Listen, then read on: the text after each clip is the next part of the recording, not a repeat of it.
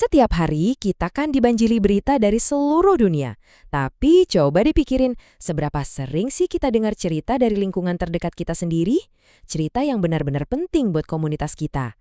Nah, hari ini kita bakal lihat lebih dekat salah satu suara lokal yang mencoba membuat perbedaan. Kenalin, ini Sorot Kalteng, sebuah media digital dari Kalimantan Tengah. Slogan mereka, aktual dan inspiratif. Kedengarannya simpel ya, tapi ini bukan sekedar kata-kata, ini adalah misi mereka. Yuk kita cari tahu apa artinya ini buat jurnalisme lokal di era digital sekarang. Oke, jadi ini agenda kita. Kita bakal mulai dengan perkenalan singkat, terus kita bedah misi dan nilai-nilai inti mereka, intip apa aja yang mereka liput, dan terakhir kita lihat komitmen mereka buat masyarakat. Langsung aja kita mulai ya. Oke, bagian pertama. Jadi, siapa sih sebenarnya Sorot Kalteng ini? Di balik sebuah nama, tentu ada identitas dan peran yang penting, khususnya bagi masyarakat Kalimantan Tengah. Yuk kita kenali lebih dalam. Jadi, biar jelas, di belakang situs berita Sorot Kalteng ID itu ada sebuah perusahaan resmi, namanya PT Sorot Media Kalimantan Mandiri. Ini penting ya, artinya mereka bukan sekedar akun berita biasa, tapi sebuah organisasi media yang profesional dan terstruktur. Dan ini janji mereka ke kita semua para pembaca. Informasi yang aktual, terpercaya, dan berimbang. 3 kata ini di zaman sekarang yang penuh hoax dan misinformasi, wah, ini jadi pegangan yang penting banget kan? Ini yang jadi pembeda. Selanjutnya, mari kita gali lebih dalam. Kenapa sih mereka ada? Apa yang jadi alasan utama di balik setiap berita yang mereka terbitkan? Apa tujuan besar yang ingin mereka capai? Nah, visi mereka ini menarik banget. Mereka nggak mau cuma jadi jago kandang. Ambisinya itu jelas, yaitu jadi suara dari Kalimantan Tengah yang didengar sampai level nasional. Ini sekaligus mengangkat isu-isu lokal ke panggung yang lebih besar. Keren kan? Terus, gimana caranya biar visi besar tadi jadi kenyataan? Nah, ini dia rencana aksi mereka dalam 6 langkah. Mulai dari yang paling dasar, kayak menyajikan berita faktual dan menjaga etika, sampai dukungan nyata untuk pembangunan daerah dan inovasi teknologi.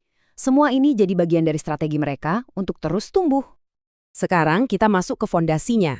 Kalau misi itu adalah tujuan, nah nilai ini adalah kompas moral yang menuntun mereka.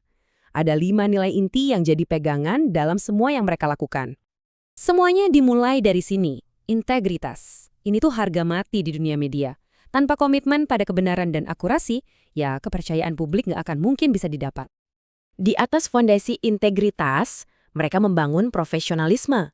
Maksudnya, mereka bekerja nggak asal-asalan. Ada standar jurnalistik dan etika media yang harus diikuti. Jadi, bukan cuma sekedar nulis berita, tapi ada proses verifikasi yang benar.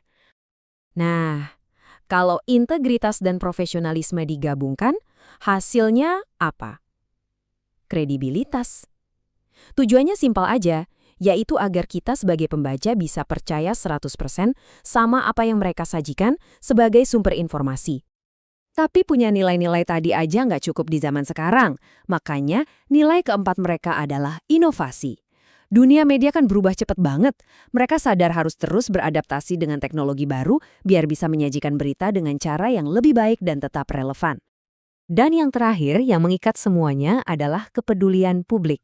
Intinya, jurnalisme mereka itu ada untuk melayani masyarakat. Jadi, pertanyaan kuncinya selalu, apa dampak berita ini buat publik? Oke, kita udah kenalan sama Sorot Kalteng, udah tahu juga nilai-nilai yang mereka pegang. Sekarang pertanyaannya, berita apa aja sih yang bisa kita baca di sana? Yuk kita lihat fokus konten mereka.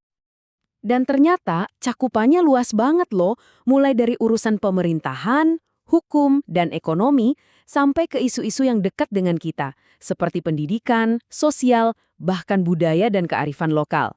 Mereka juga punya laporan khusus dan investigasi. Ini menunjukkan komitmen mereka untuk meliput semua sisi kehidupan masyarakat. Nah, ini dia kekuatan media digital. Meskipun fokusnya ada di Kalimantan Tengah, berita mereka bisa diakses oleh siapa saja, di mana saja. Jadi sebuah cerita dari desa terpencil di Kalteng bisa jadi perbincangan nasional dalam sekejap.